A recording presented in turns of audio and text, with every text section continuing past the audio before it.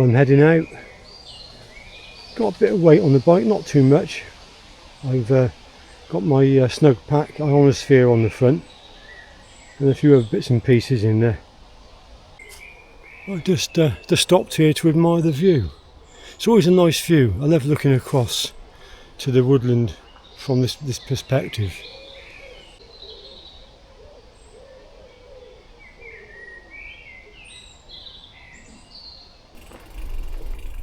So this is the largest tree in this woodland. This is Stanton Park I'm cycling through at the moment.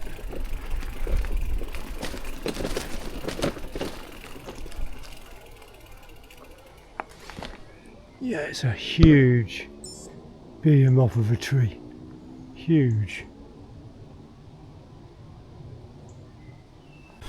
So I looked at the forecast, and we might have a little bit of rain in the night, but then we've got a big amount of rain coming in around about sort of half seven in the morning. But I should be up at the crack of dawn and away before that hits, hopefully. So I've only packed my snug pack ionosphere, which is a bivvy tent, so if it does rain, that's the only shelter I've got tonight.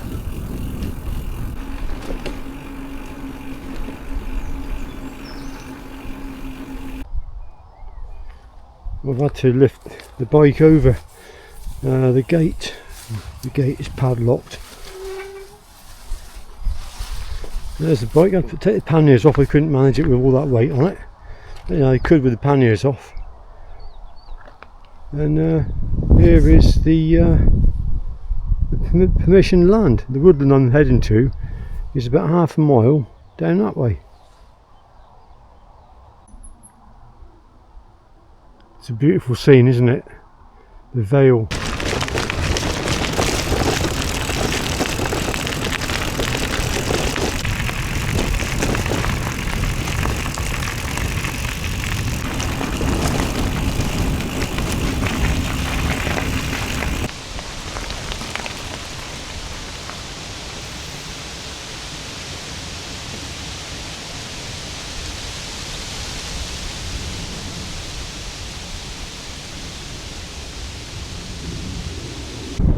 Just looking across the field now to the woodland where I should be camping, just over there. I should cycle around the headland here, and then I'll probably have to carry the bike through part of the woodland because there's a high risk of picking up a puncture in that woodland, as I know from experience.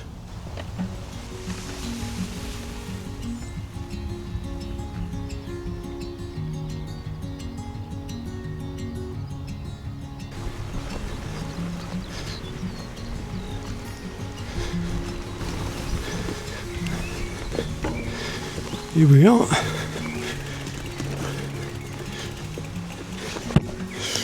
We're at the woodland.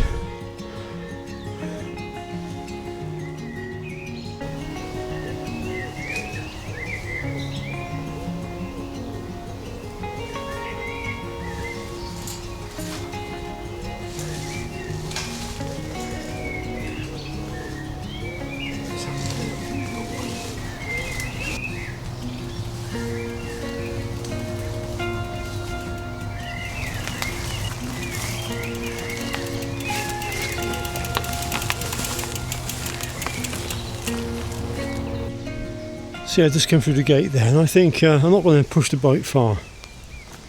I'll leave the bike just there. In fact, I may even just camp in here.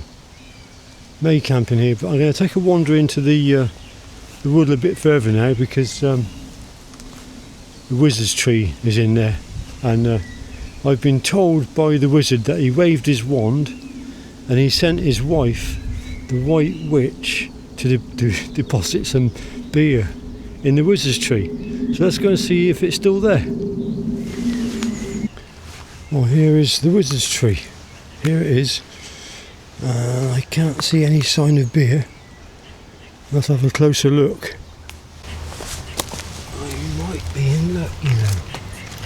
Got a feeling. Yeah, look at that. Oh, the wizard's come good. There's a few beers in there. Henry Weston cider.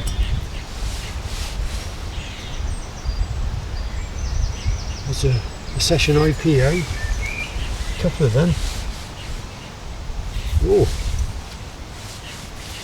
a couple of these Brewdog Punks. And I've never. 8.2% that Henry's Western is. Cool, blimey. We'll have some of that. Let's hide them back in there.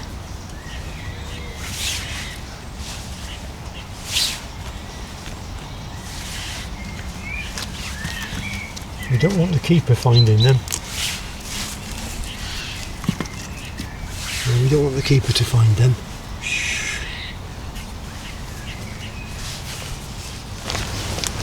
There's a convenient tree to lean against.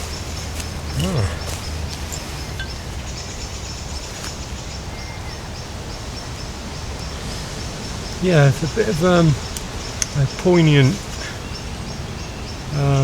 video this. Let's bring the camera in a bit closer. That's it, nice and comfortable now. Let's crack this cider open. Cheers to Mr. and Mrs. Wizard. The Wizard Shane and the Wizardess. Karen, cheers.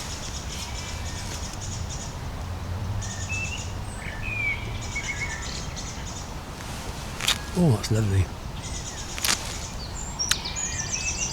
As you get older,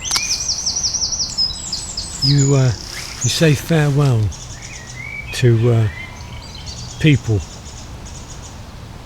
that, you know, some people come into your life and they're there for a little bit and then they go, and others are with you for the long haul.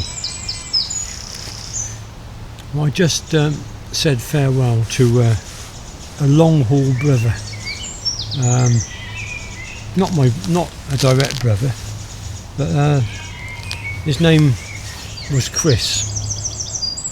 And he was 9 years older than me. He was the boy next door. So when I was born, he would have been 9. And so he knew me from birth. And he knew me right the way up until the 25th of May last month, when sadly he passed away. And he was quite inspirational looking back to how I grew up. The things that Chris did, they were things that I decided I would like to do as well. And he walked the Ridgeway, so I walked the Ridgeway, and he was a kind of a Huckleberry Finn type character in a way.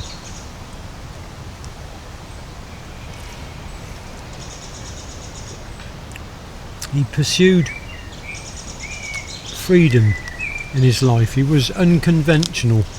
He didn't conform to the normality of how normal, so-called normal human beings operate. He lived outside, or he widened his boundaries. And one of the things that he got into in the maybe in the last sort of 20 years of his life, was gold panning. And gold panning used to take him into the most remote glens and places in Wales and in Scotland and other places too. And he would go away for weeks and live in the forest, live next to this stream, panning for gold, literally for weeks at a time. Sadly, his wife died when they were quite young. Quite tragic, really. Lovely family. And Chris was left to bring the children up on his own. But obviously when they got to a certain age, this then enabled him to pursue his desires, and he had a lot of freedom, I think, to do that.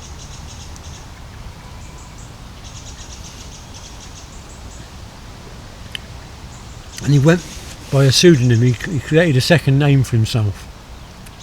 He called himself Kit Andrews, and he was a real character. Kit, lovely guy, like a brother to me. I miss you, Kit. Isn't it? I always cook in a wok. Now you might remember this. That's the ash spoon from Ash Spoon Cox video. That is Sandy's ash spoon from Ash Spoon Wood from a few videos back.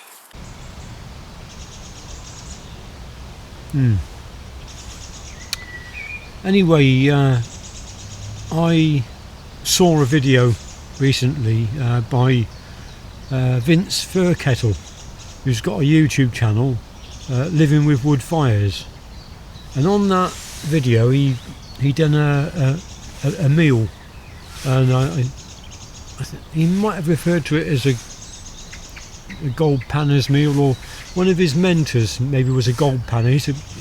Vince is also a gold panner, and he cooked up this meal, and I thought, yep, that's my next meal. That's what I'm cooking up when I come out camping next, because it will line up nicely with memories of my old friend.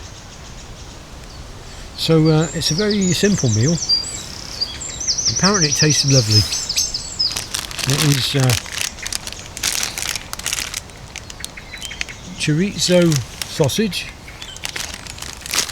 So you fry the chorizo first, and that creates all the oil, and then you fry your onion, and once that's fried, you chuck in a can of baked beans.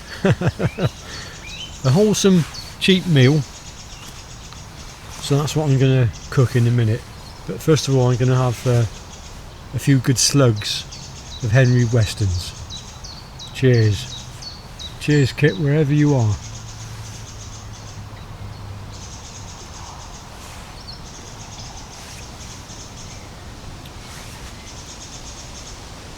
I love old friends, and old friends not only are people, they are also pieces of equipment. And this is a stove that I keep gravitating back to because it's so simple. It's got absolutely everything you need, and I can always find it. I've got some lovely stoves, some beautiful stoves. I'm a bit of a stoveaholic, and you can never have enough stoves, in my opinion. And they're all horses for courses. But I'll use my old friend, the Trangia 27, for this meal. And the frying pan has seen better days, but I'm sure we can do something with it, hopefully. Right, let's get it set up. Oh, that smells beautiful. You prepared the chorizo first of all. I'm going to scoff the lot. So I'm just going to slice it up. Should you be skinning this stuff? No. It tastes alright.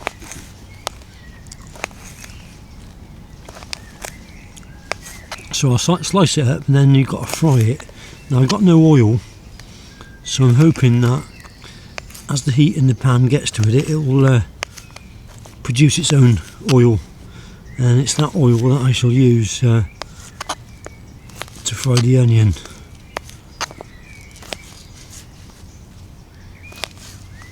Let's get the stove going. I always like the stove with a twig. Dip it into the meths, and you've got a long-lasting flame. You're not wasting gas. Having said that, no, you're still going. You're still going, yeah. This was brilliant for a cold day when the meths is cold. It takes a little while to get going because you can put your stick in there and move it around and warm the burner up and get that burner to vaporise the fuel.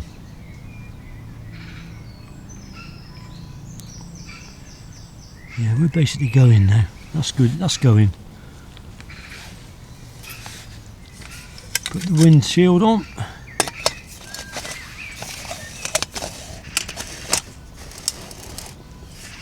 If only I ever had one stove. If only I could only ever have one stove, it would be this. On goes the frying pan. And then goes the chorito. I could have bought some butter, couldn't I? But I didn't. So I'm going to have to get this to render down a little bit. And also, I brought the wrong burner out. I haven't got a simmer ring. So I'm going to have to be careful how I cook this. So yeah, whilst the chorito, there it is, look.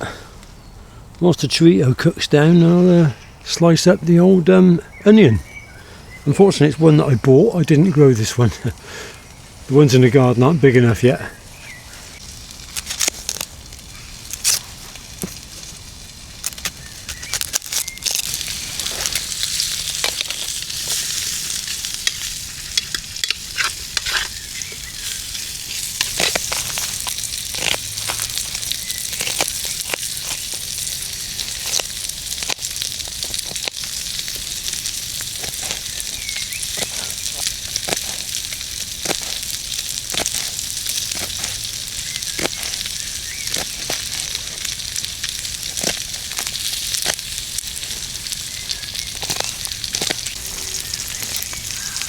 It is such a good stove, the Trangia.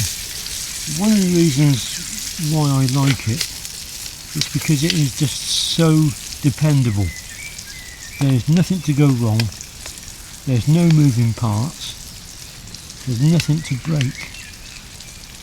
It's dependable, and that's what I like. I like that in life. I like dependability, things you can trust, things you can rely on. Like old friends, like Kit, he was dependable.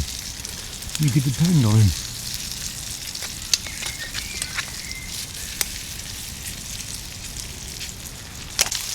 So we've got some really good oil now in there, I'd say. And I'm going to chuck in the old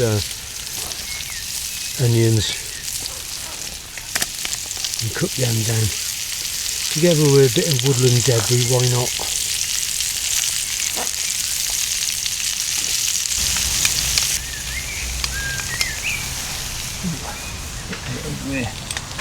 Give that a stir. I haven't got a simmer ring. Did I say that earlier? I think I did. So anyway, I'm going to let that just cook down, and then gently put it back on the heat. Let the heat get into the food, and then keep taking it on and off the burner. I think that's the only way to do this.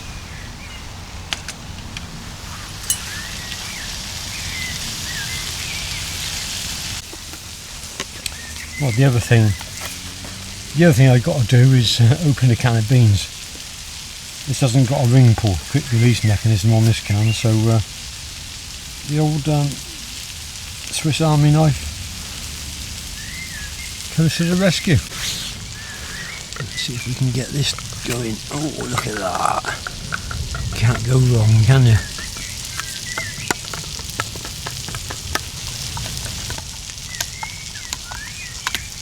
There we are.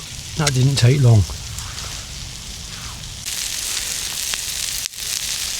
Well, this gourmet cuisine calls for the beans to be dunked in. Just like that.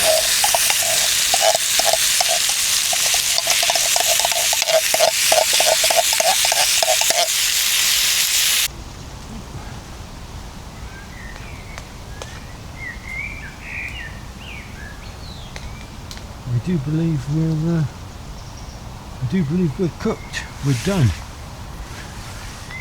Just turn the stove out. There you go. Yeah, so there you go. Oh, there you over there. Aha. There you go. Look, beautiful. The old Henry Weston's just taking its effect, I'm afraid. I thought you was over there. There you go. Look at that. Lovely, oily, with the oil from the chorizo.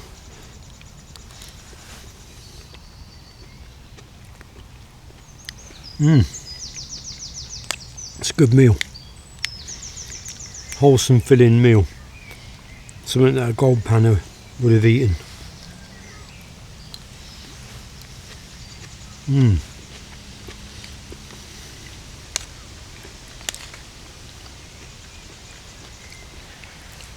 Thanks for the idea, Vince, if you're watching.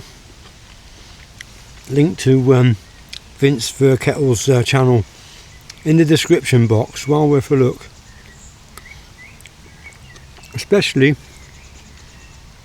if you're into wood fires, wood stoves, which I've got 2 at home. And I've also got all my wood for next year as well. Seasoning in the garden.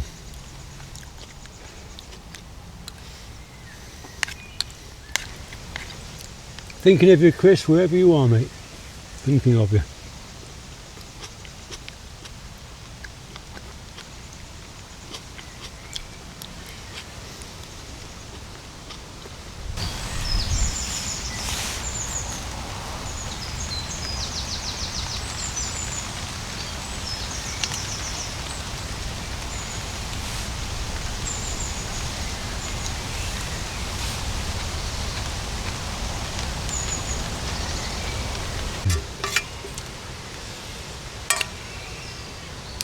Well, let me tell you, that's a mighty fine meal, a mighty fine meal.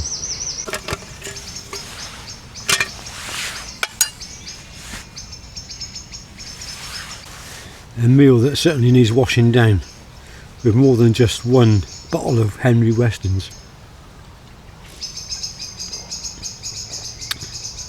I think we'll have to crack open the can of Beavertown Satellite. I think that's one why I this is 2.8%, 86 calories, so not very, yeah, only 2.8% by volume. It's got a lot of woodland debris on the lid. Anyway, the sun's coming out now. Let's have a taste of this Beavertown Satellite.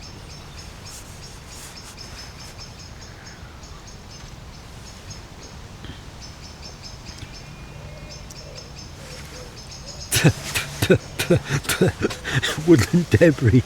It won't do me any harm. It's got that IPA, it's got that sort of session IPA taste to it.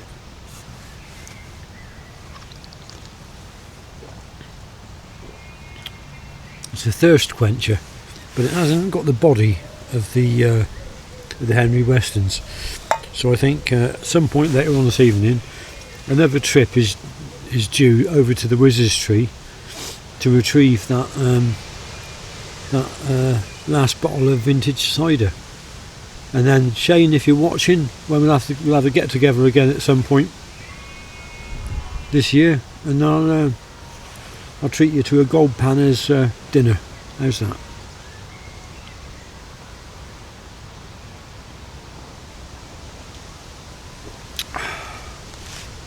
Very refreshing.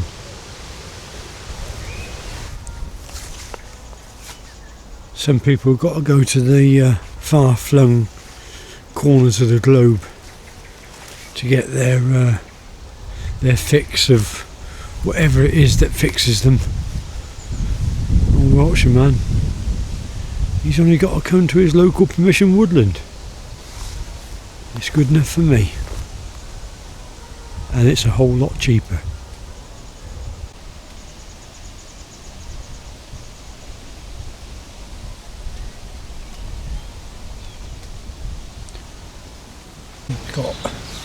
Got the kettle on, not for a cup of tea.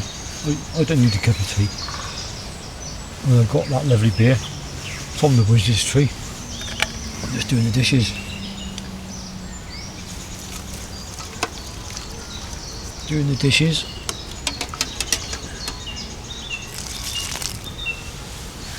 A bit more hot water, I think. And I'm doing the dishes with a dock. This is a dock leaf. We used to use them as kids.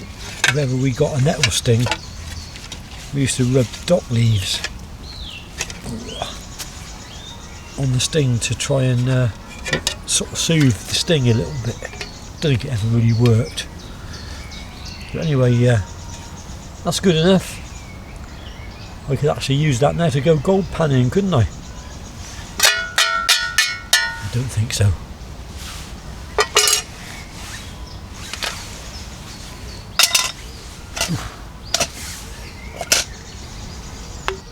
don't know if you can hear it. Every so often the wind brings the sound of the church bells. It must be evensong. All I can say is, I hope for a long time into the future, the church bells of Christendom will ring on.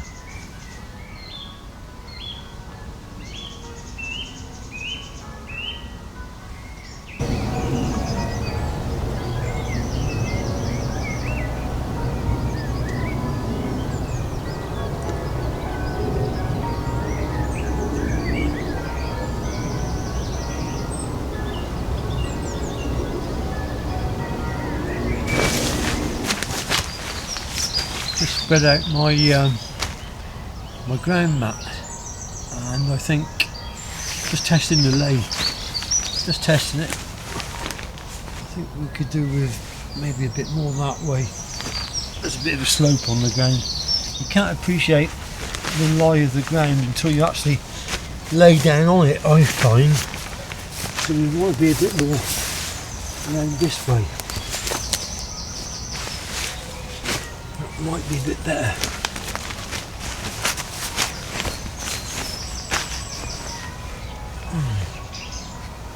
Yeah, that's better. 9 years from now, I will be the same age as my friend Chris Kit, that died last month, and I should be lucky. I should count myself lucky if I make it to that age. So all the more important it is to get out there and do those things you want to do. Don't worry about what anyone thinks. They might think you're an idiot or fool, stupid or whatever. The fact is, it's your life and only you can live it. So get out there and do those things that you want to do. What does it mean that are meaningful to you? I mean, for me, it always has been. It always has been nature and experience and just doing me.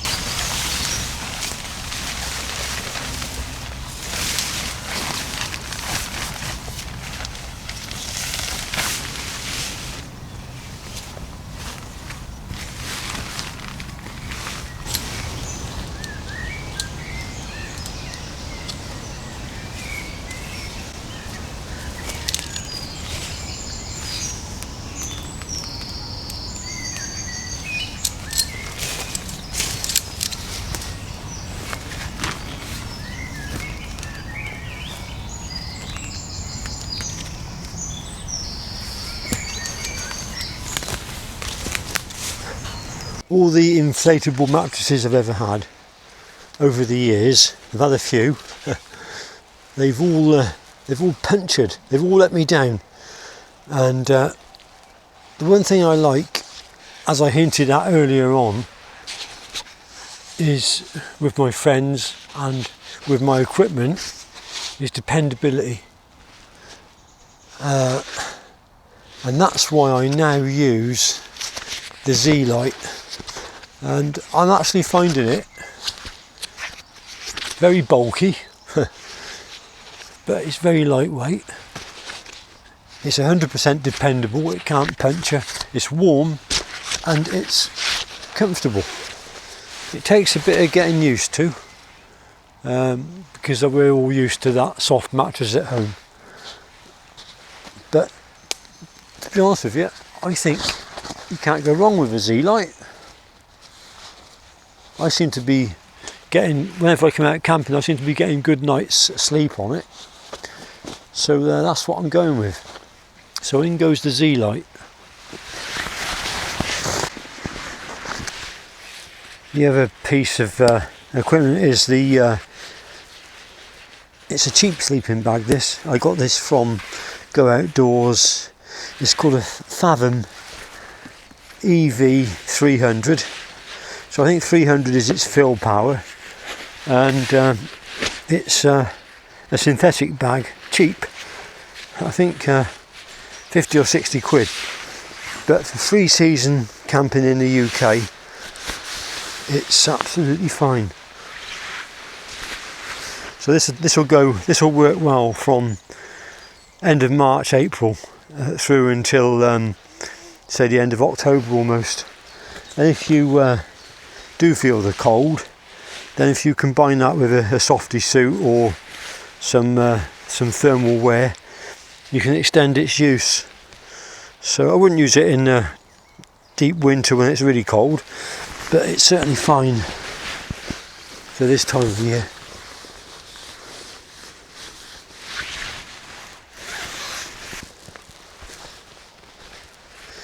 This is the other piece of equipment that I'm using. This is a memory foam. It's beautiful. I actually use it at home. It's my pillow at home. I use it on top of normal bed pillows. It's a memory foam pillow, and it's really nice, very comfortable.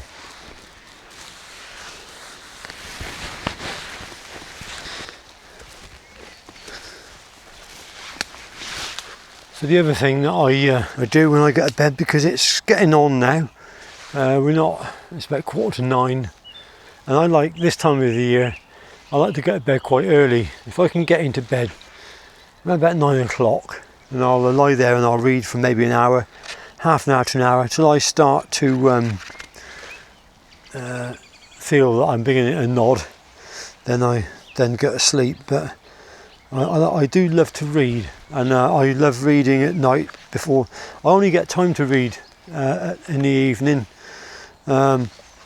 In bed, generally I read for about a half an hour or an hour before I go to sleep. And I'm reading this old book by the local author Richard Jefferies, and it's called The Old House at Cote. So for those of you that are in the Swindon area, you'll know. If you don't, you should know. Richard Jefferies was a Victorian author, and he was born at Cote Water in Swindon in the 1833, I think he was born. He didn't have a long life, but he lived at Cote for most of his life. I think he lived there until he was 29, or he lived in Swindon until he was 29. And sadly he died very young, at the age of 37, I think. And he does write some fantastic things. Yeah, really nice. So I shall go to sleep reading some of Richard Jefferies tonight. Just making sure everything's battened down, because we might have some rain in the night. And the last thing I want to do is wake up in the morning to find the panniers full of rain. Right, that's that. The stove and all my rubbish has been packed away under a tree, ready for the morning. So I get up in the morning and make myself some breakfast. It's all ready for me. It might get wet, it might rain on that, I'm not too bothered. That can easily be dried away and put away when I get home. Well, the sun is setting. The even song of the birds, the evening chorus is underway. And yeah, I'm about ready to get in the old bivvy, the bivvy tent. Oh, what a view! What a view! The sun just setting over there. Right, I'm going to get myself in. The old snowpack ionosphere, it does need a bit of bending and what have you to get in and out of it. And it hasn't got a vestibule area, so if you are in for a wet camp and you want to do any food prep or admin, as they call it, you've got no vestibule area to do that, which is a big negative. That's the reason why I don't really use it much. But if the weather's going to be fine and you can be sure you're not going to get much in the way of inclement weather, I think it's great. But the other thing is, having said inclement weather, this bivvy tent is so well pegged down that no matter almost anything that Mother Nature could throw at it, it would probably survive. It's low to the ground, it's got, I don't know how many pegs there are, it's a ridiculous amount of pegs. It's really pegged down well, and it would survive, I'm sure, a real storm. Right, I'll see you all in the morning. Ooh, how the hell do I get in? This is the hard bit.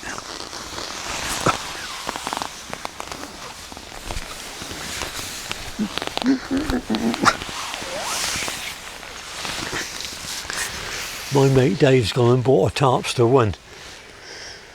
I can't say I blame him, to be honest with you.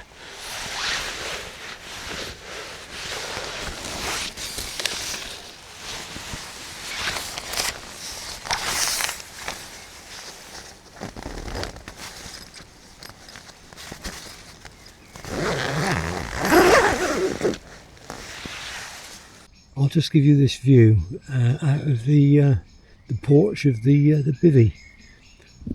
You can't see it, but there's a fly mesh there, just to keep any little midges out or mozzies or whatever. And that's the setting sun just over there. It's raining. I better close the old fly sheet down. Yeah, that's raining. Let's get that fly sheet down.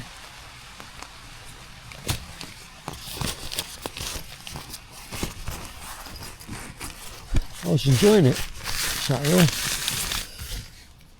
looking out of there. But I got to, yeah, it's nice, doesn't it? Looks really nice. But I got to put the fly sheet down there. Otherwise we shall get wet.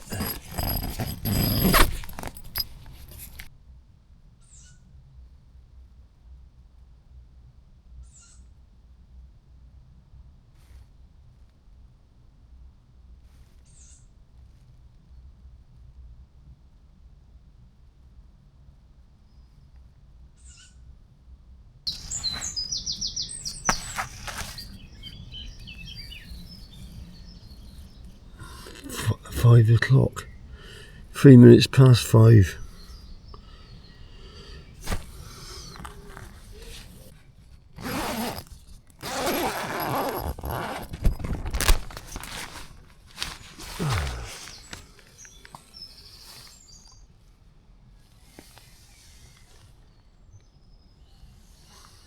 At least I haven't got too far to walk to get to the gate.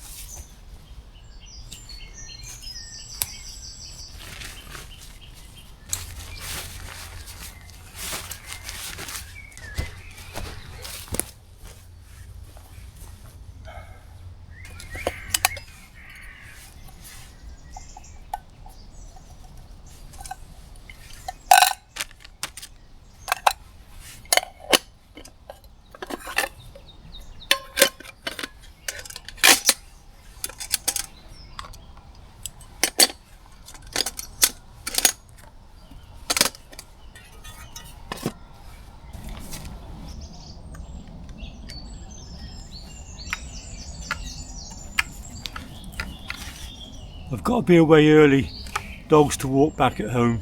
Heavy rain coming in the next hour or two, so I certainly want to miss that. Unless I was planning to stay all day, of course, I'd have kept the shelter up and then stayed and enjoyed that. I do love bad weather. Anyway, thanks for watching the video. Hope you enjoyed it. If you did, please leave a thumbs up. If you're not subscribed, then you can always subscribe, it's free, and then you'll get to see what I do on the next video. Thanks for watching, bye for now.